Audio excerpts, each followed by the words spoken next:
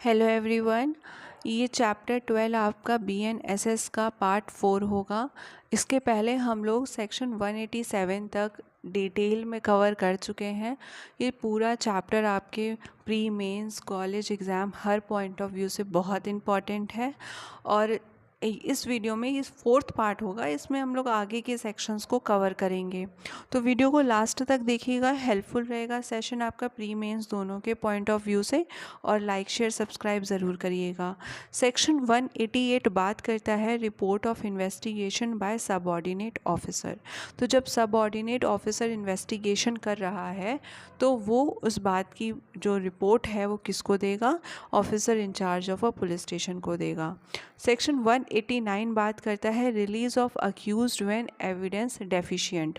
यहाँ पर बात हो रही है कि जब पुलिस ऑफिसर ने इन्वेस्टिगेशन करा और पुलिस ऑफिसर को लगता है कि इस पर्सन ने ऑफेंस नहीं किया है, रीज़नेबल ग्राउंड नहीं है कि इसको मजिस्ट्रेट के पास ले जाएं, तो उस पर्सन को रिलीज़ कर दिया जाएगा। कहा जाएगा जाओ तुम एक बॉन्ड एग्जीक्यूट कर दो या फिर बेल बॉन्ड एग्जीक्यूट कर दो कि जब तुम्हें बुलाए मजिस्ट्रेट के सामने तब तुम आ जाना, तुम्हारी कस्टडी में रहने की ज़रूरत नहीं है। क्यों नहीं है? क्योंकि ऐसा नहीं लग रहा है कि उसने ऑफेंस कमिट किया है। ठीक है, तो 189 बोलता है ये बात। ये क्लोजर या फाइनल रिपोर्ट की बात कर रहा है। क्लोजर रिपोर्ट वो रिपोर्ट है जहाँ पर एविडेंस डेफिशिएंट है, केस नहीं बन रहा है।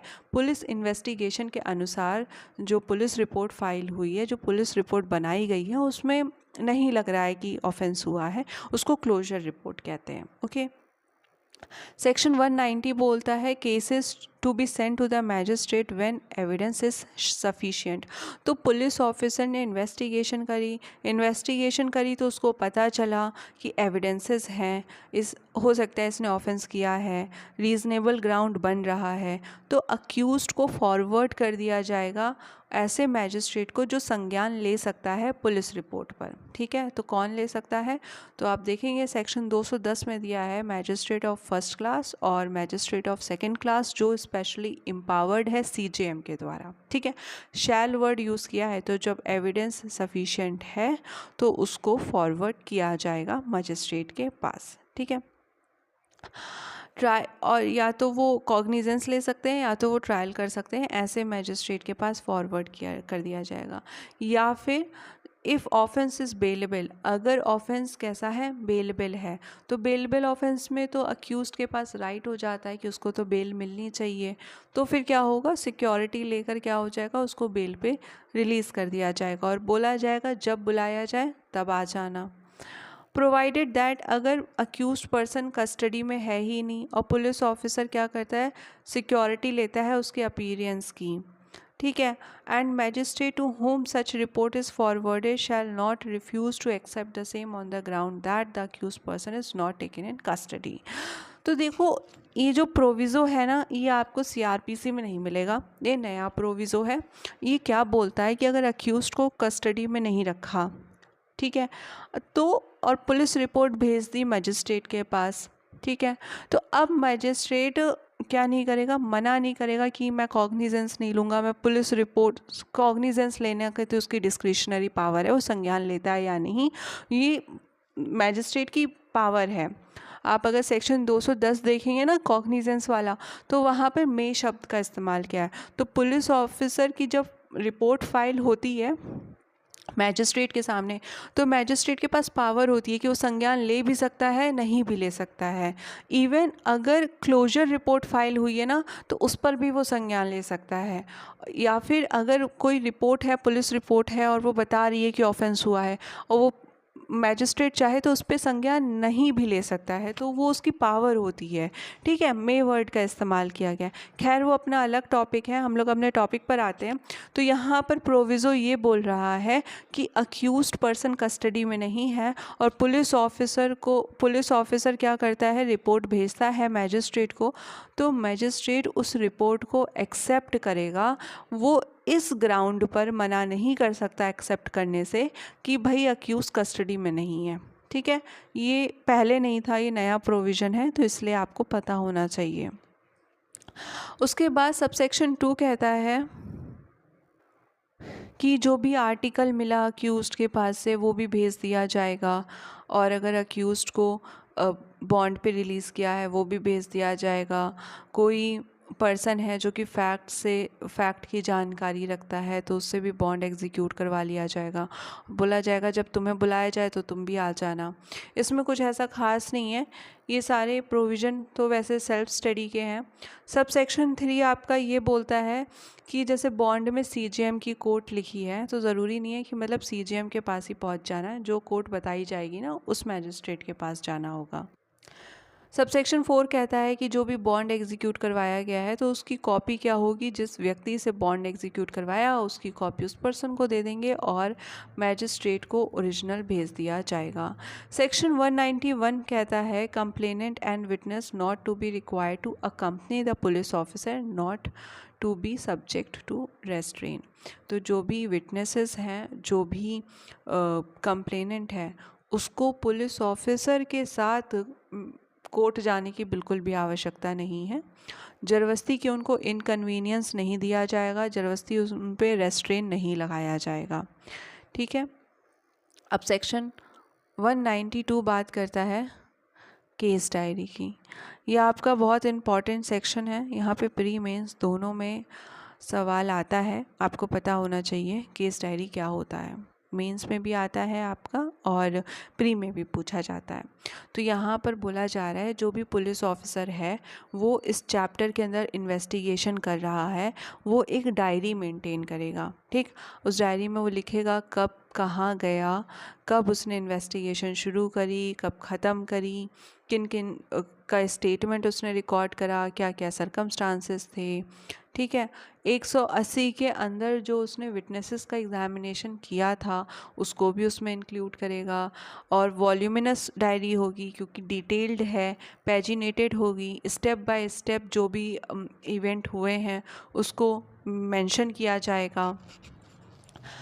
एनी क्रिमिनल कोर्ट में send for the police diary of the case under inquiry or trial in such case and may use such diary not as the evidence but to aid in such inquiry and trial। तो बोला जा रहा है कि जो diary है ना उसे एज अ एविडेंस नहीं इस्तेमाल किया जा सकता है। क्यों नहीं इस्तेमाल किया जा सकता है? क्योंकि देखिए पुलिस ऑफिसर डायरी खुद मेंटेन कर रहा है, तो हो सकता है कि किसी व्यक्ति ने लिखा कुछ है, बोला कुछ है, पुलिस ऑफिसर लिख कुछ रहा है, एविडेंसेस कुछ और मिले हैं, वो कुछ और मेंशन कर रहा है। इस बात की पॉसिबिलिटी हो सकती है, ऐसा नहीं है कि ऐसा होगा ही।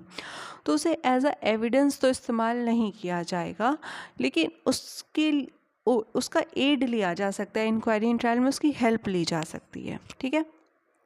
सबसेक्शन 5 कहता है neither the accused nor his agent shall be entitled to call for such diary nor he shall or they be entitled to see them merely because they are referred by the court. तो यहाँ पे first part section 5 का ये कहता है कि just because कि court ने उस डायरी का इस्तेमाल कर लिया है, इसका ये मतलब नहीं अक्यूज़ड कहेगा हमको भी डायरी दिखाओ, या उसका एजेंट का अक्यूज़ड का हमें भी डायरी देखनी है। ऐसा नहीं होगा। ऐसा क्यों नहीं होगा? क्योंकि जहाँ जहाँ से जानकारी मिली वो सब पुलिस ऑफिसर ने डायरी में मेंशन कर दिया। अब अक्यूज़ड को पता चल गया, अब वो वहाँ पे जाके एविडेंसेस के साथ कुछ कर रहा है या किस व्यक्ति का नाम लिखा था उसमें उसको कूट रहा है, तो ये नहीं हो। इसीलिए अक्यूज़ड के पास नहीं होता है राइट कि वो जाके डायरी को गो थ्रू करे, बिल्कुल पढ़े, ऐसा नहीं अलाउ किया जाता है। But if they are used by police officer who made them to refresh his memory or if the court uses them for the purpose of contradicting the police officer, the provision of section 148 section 164 as the case may be BSA shall apply। तो यहाँ पे but क्या बोलता है? But के बाद ये है कि अगर पुलिस ऑफिसर अपनी मेमोरी रिफ़्रेश करने के लिए इस्तेमाल कर रहा है या फिर जो कोर्ट है वो पुलिस ऑफिसर को कॉन्ट्राडिक्ट करने के लिए उस डायरी का इस्तेमाल कर रहा है, तो सेक्शन 148 और सेक्शन 64 ऑफ भारतीय साक्ष्य अधिनियम अप्लाई हो जाएगा। एक केस का नाम है, आप चाहे तो नोट डाउन कर सकते हैं, Niranjan Singh versus state of UP. 1957 का केस है जहां पर कोर्ट ने ये बोला कि अगर इम्प्रॉपरली डायरी मेंटेन करी गई है, ठीक है, तो फिर क्या होगा? तो फिर इससे जो प्रोसीडिंग चल रही है, जो केस चल रहा है, वो वाइटिएट नहीं हो जाएगा। जो ट्रायल चल रहा है वो वाइटिएट नहीं होगा, उस पर असर नहीं पड़ेगा। ठीक है, तो ये गलत तो है, लेकिन इससे पूरी जो प्रोसीडिंग है, पूरा जो केस है, उस पर असर नहीं पड़ेगा, केस वैसे ही चलता रहेगा। तो ज़रूरी तो बहुत ज़्यादा है, लेकिन इसकी वजह से केस क्या है, डिसमिस नहीं हो जाएगा। ठीक है, केस का नाम है Niranjan Singh versus state of UP, 1957 का केस है ये। सेक्शन 193 बात करता है पुलिस रिपोर्ट की, जब इन्वेस्टिगेशन कंप्लीट हो जाता है। तो इन्वेस्टिगेशन करा पुलिस रिपोर्ट में, फिर उसके बाद वो रिपोर्ट बनाएगा, तो उसको हम लोग कहते हैं पुलिस रिपोर्ट। ठीक है, अब जब वही रिपोर्ट दिखाती है कि ऑफेंस कमिट नहीं हुआ है, तो उसको कहा जाता है क्लोजर रिपोर्ट। और वही रिपोर्ट जब ये दिखाती है कि ऑफेंस कमिट हुआ है, तो उसको कहते हैं पुलिस रिपोर्ट या फिर चालान या चार्जशीट। स्टार्ट करते हैं। इसमें कुछ चेंजेस आए हैं जो काफ़ी इंपॉर्टेंट चेंजेस हैं, तो प्री मेंस दोनों के पॉइंट ऑफ व्यू से इम्पॉर्टेंट सेक्शन है। तो यहाँ पे सबसे पहले सबसेक्शन 1 ये मेंशन करता है कि जो भी इन्वेस्टिगेशन करी जाएगी चैप्टर 13 के अंदर ऑफ BNSS, उसे बिना किसी डीले के कंप्लीट किया जाएगा, कोई भी बेफालतू की डीले नहीं किया जाएगा।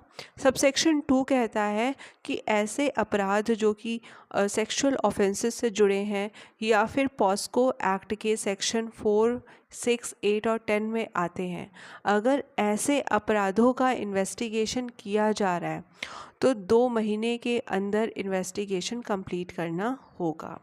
ठीक है, उसके बाद सबसेक्शन 3 कहता है कि जब इन्वेस्टिगेशन कंप्लीट हो जाएगा तो officer in-charge of a police station क्या करेगा, मैजिस्ट्रेट को रिपोर्ट भेजेगा। कौन से मैजिस्ट्रेट को भेजेगा, तो ऐसा मैजिस्ट्रेट जो पुलिस रिपोर्ट पर कॉग्निजेंस लेने के लिए एम्पावर्ड है, ऐसे मैजिस्ट्रेट को पुलिस रिपोर्ट भेजी जाएगी। और ये रिपोर्ट इलेक्ट्रॉनिक कम्युनिकेशन के माध्यम से भी भेजी जा सकती है। तो आपके CRPC में ये प्रोविज़न नहीं था कि इलेक्ट्रॉनिक कम्युनिकेशन के माध्यम से भी भेजी जा सकती है, पर आपके BNSS में ये प्रोविज़न है कि पुलिस रिपोर्ट मैजिस्ट्रेट को इलेक्ट्रॉनिक कम्युनिकेशन के माध्यम से भी भेजी जा सकती है। अब पुलिस रिपोर्ट में पार्टीज़ का नाम होगा कि किसके खिलाफ़ अपराध हुआ, किसने अपराध किया, जो भी पार्टीज़ हैं, कैसे नेचर का ऑफेंस था, क्या सरकमस्टांसेस थे, जो जिन लोगों का नाम होगा, जो लोग सरकमस्टांसेस ऑफ द केस को जानकारी रखते हैं, उन लोगों का नाम होगा। अगर ऑफेंस कमिट हुआ है तो किसके द्वारा किया गया है, क्या अपराधी को अरेस्ट किया गया है, क्या उसे बेल पर रिलीज़ किया गया है, क्या अक्यूज़ को कस्टडी में भेजा गया है 190 के सेक्शन के अंदर, और अगर मेडिकल एग्ज़ामिनेशन करवाया गया है तो उसकी भी रिपोर्ट, विमेन का जो मेडिकल एग्ज़ामिनेशन करवाया गया उसकी भी रिपोर्ट भेजी जाएगी, और कब कौन सी कस्टडी में अक्यूज़ को डाला गया उसका भी सीक्वेंस भेजा जाएगा। उसके बाद पुलिस ऑफिसर शैल 90 दिन के अंदर जो भी प्रोग्रेस हुई है इन्वेस्टिगेशन की, वो इन्फॉर्मेंट को या फिर विक्टिम को बताएगा। The police officer shall within a period of 90 days inform the progress of the investigation by any means including electronic communication to the informant और द विक्टिम। तो यहाँ पर ये बोला जा रहा है कि पुलिस ऑफिसर के ऊपर ड्यूटी है, क्योंकि शैल वर्ड लिखा गया है, तो उसको बताना है कि जो भी इन्फॉर्मेंट है, अब जो भी विक्टिम है, कि उसकी कार्रवाई और उसका इन्वेस्टिगेशन कहाँ तक पहुँचा है। ये आपको CRPC में प्रोविज़न नहीं मिलेगा, ये नया प्रोविज़न है। तो यहाँ से प्री का क्वेश्चन आ सकता है, तो आपको 90 days याद रखना है, पहली बात। दूसरी बात, अब जो पुलिस रिपोर्ट है उसे इलेक्ट्रॉनिक कम्युनिकेशन के माध्यम से भी भेजी जा सकती है मैजिस्ट्रेट के पास। ठीक है, और अभी जो हमने पढ़ा कि जो सेक्सुअल ऑफेंस है उसमें इन्वेस्टिगेशन 2 महीने में कंप्लीट होगी, ये भी प्री में क्वेश्चन आता है, लेकिन ये आपका CRPC में भी था, 2 महीने वाली बात आपकी CRPC में भी थी। ठीक है, उसके बाद है ऑफिसर जिसने इंफॉर्मेशन दी थी ऑफेंस के बारे में उसको भी बताएगा, ठीक है, उसको भी कम्युनिकेट करेगा, जो भी उसके द्वारा एक्शन लिए जा रहे हैं, स्टेप लिए जा रहे हैं, वो उसको भी बताएगा। सबसेक्शन 4 कहता है जो सुपीरियर ऑफिसर अगर अपॉइंट किया गया है सेक्शन 177 के अंदर, ठीक है, तो उसको भी सबमिट करेगा। ऐसे समझिए, अगर सेक्शन 177 के अंदर कोई सुपीरियर ऑफिसर है, ठीक, अपॉइंट किया गया है, तो उसके द्वारा क्या किया जाएगा, रिपोर्ट सबमिट करी जाएगी, ठीक है। और जो मैजिस्ट्रेट के ऑर्डर पेंडिंग है उस ड्यूरेशन में वो जो सुपीरियर ऑफिसर जो अपॉइंट किया गया था वो officer in-charge of a police station को फर्दर इन्वेस्टिगेशन करने के लिए ऑर्डर दे सकता है, ठीक है। तो अगर सेक्शन 177 के अंदर कोई सुपीरियर ऑफिसर को अपॉइंट किया गया था तो वो सबमिट करेगा रिपोर्ट को, उसके द्वारा रिपोर्ट सबमिट करी जाएगी। और जब तक मैजिस्ट्रेट के ऑर्डर अभी पेंडिंग है वो जो सुपीरियर ऑफिसर है वो officer in-charge of a police station को डायरेक्शन दे सकता है आगे इन्वेस्टिगेशन करने के लिए। उसने रिपोर्ट सबमिट कर दी है सुपीरियर ऑफिसर ने, अब वो officer in-charge of a police station को भी डायरेक्शन दे सकता है कि अभी और इन्वेस्टिगेशन करो, ठीक है। Whenever it appear from the report forwarded under this section that the accused has been released on his bond or the bail bond, the magistrate shall make such order for the discharge of such bond or the bail bond or otherwise as he thinks fit। तो report submit हुई, report से पता चला magistrate को कि जो person है उसे बॉन्ड पर या फिर बेल बॉन्ड पे रिलीज़ किया गया है, तो फिर मैजिस्ट्रेट आगे डिस्चार्ज कर सकते हैं उसके बॉन्ड को, बेल बॉन्ड को, जैसा भी उनको ठीक लगता है। क्योंकि अभी हमने देखा रिपोर्ट में मेंशन होगा कि वो पर्सन बॉन्ड पे या फिर बेल बॉन्ड पे रिलीज़ हुआ है या नहीं, ठीक है। उसके बाद सबसेक्शन 6 कहता है when such report is in respect of the case to which section 190 applies, the police officer shall forward to the magistrate along with the report all the document or the relevant extract thereof on which the prosecution proposes to rely other than those already sent to the magistrate during the investigation, और जो statement record करे गए हैं section 180 के अंदर। Subsection 6 ये कह रहा है कि जहाँ पर एक सेक्शन 190 लगता है, 190 सेक्शन अभी हमने पढ़ा, 190 सेक्शन कहाँ पर अप्लाई होता है, जहाँ पर इन्वेस्टिगेशन करी और पुलिस ऑफिसर को लगता है कि एविडेंसेस हैं और ऑफेंस कमिट हुआ है, ठीक है, तो 190 सेक्शन वहाँ पे लगता है। तो जब कोई रिपोर्ट भेजी जा रही है जहाँ पर 190 सेक्शन अप्लाई हो रहा है तो जितने भी और रेलेवेंट डॉक्यूमेंट हैं वो भी भेजे जाएंगे, उसका एक्सट्रैक्ट भेजा जाएगा मैजिस्ट्रेट को, और जो भी स्टेटमेंट रिकॉर्ड किया गया है सेक्शन 190 के अंदर वो भी भेजा जाएगा।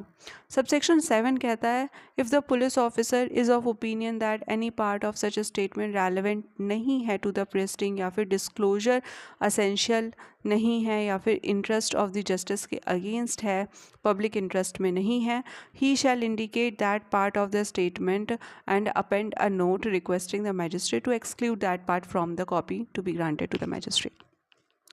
जब पुलिस रिपोर्ट मिलती है मजिस्ट्रेट को, ठीक है, तो फिर अब अक्यूज़ के पास भी तो राइट है ना कि उसे चीज़ें पता चले जिससे वो अपना डिफेंस कर सके, है ना। तो फिर पुलिस ऑफिसर को लगता है कि पुलिस रिपोर्ट में कुछ जानकारी ऐसी है जो अक्यूज़्ड को नहीं बतानी चाहिए क्योंकि उससे पब्लिक इंटरेस्ट में नहीं है या उससे जस्टिस के लिए ज़रूरी नहीं है, कोई भी रीज़न हो सकता है, तो पुलिस ऑफिसर क्या करेगा, एक नोट लगा देगा कि मजिस्ट्रेट साहब ये चीज़ें आगे उसको ना दें, ठीक है, रिक्वेस्ट करते हुए ये नोट लगा देगा, वो ऐसा कर सकता है।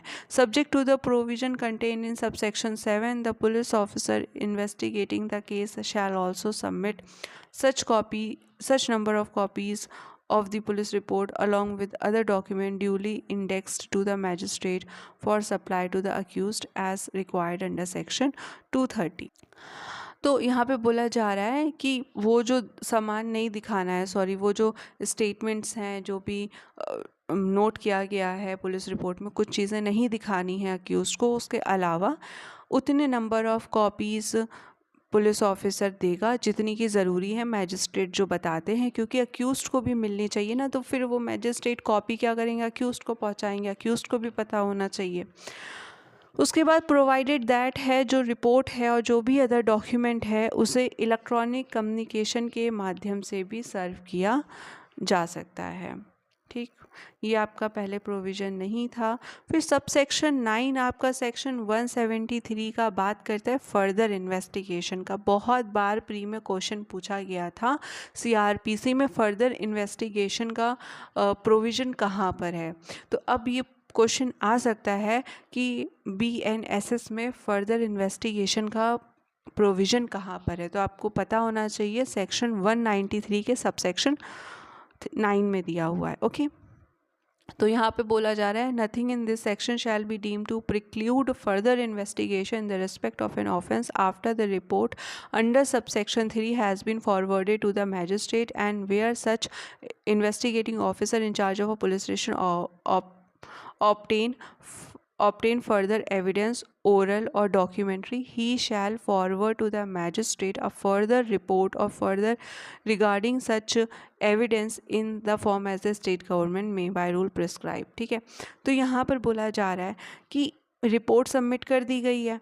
अब रिपोर्ट सबमिट करने के बाद भी आगे इन्वेस्टिगेशन करी जा सकती है। अगर वो आगे इन्वेस्टिगेशन करता है तो फिर क्या होगा, तो फिर ये होगा जो भी आगे एविडेंसेस मिलते हैं, स्टेटमेंट वो रिकॉर्ड करता है, उसकी भी तो रिपोर्ट बनाएगा, तो वो रिपोर्ट भी सबमिट करेगा। ठीक है, और एक और प्री में क्वेश्चन बनता है जिसमें पूछा जाता है कि मतलब कि क्या कॉन्सेप्ट दिया हुआ है, कि फर्दर इन्वेस्टिगेशन का कॉन्सेप्ट है कि री इन्वेस्टिगेशन का कॉन्सेप्ट है। तो आपको मार्क करना है कि फर्दर इन्वेस्टिगेशन का कॉन्सेप्ट है, री इन्वेस्टिगेशन का कॉन्सेप्ट नहीं है। ना बीएनएसएस में है ना सीआरपीसी में था। री इन्वेस्टिगेशन मतलब फिर से दोबारा से शुरू से इन्वेस्टिगेशन करना। फर्दर इन्वेस्टिगेशन मतलब रिपोर्ट दे दी है उसके आगे और इन्वेस्टिगेशन करना। तो फर्दर इन्वेस्टिगेशन का तो है, री इन्वेस्टिगेशन का नहीं है। Provided further investigation during the trial may be conducted with the permission of the court trying the case, and the same shall be completed within the period of 90 days, which may be extended with the permission of the court। तो ये बहुत बड़ा change है, ये पहले नहीं था। ये क्या बोल रहा है, ये बोलता है कि जब फर्दर इन्वेस्टिगेशन करी जाएगी तो कोर्ट की परमिशन ली जाएगी जो कोर्ट केस का ट्रायल कर रहा है, और फर्दर इन्वेस्टिगेशन को 90 दिन के अंदर कंप्लीट किया जाएगा। लेकिन अगर कोर्ट आगे टाइम बढ़ा देता है तो बढ़ सकता है, अदरवाइज़ जनरल रूल क्या है, 90 दिन के अंदर कंप्लीट किया जाएगा और परमिशन ली जाएगी। ठीक है, तो ये पहले प्रोविज़न परमिशन वाला और 90 दिन वाला नहीं था।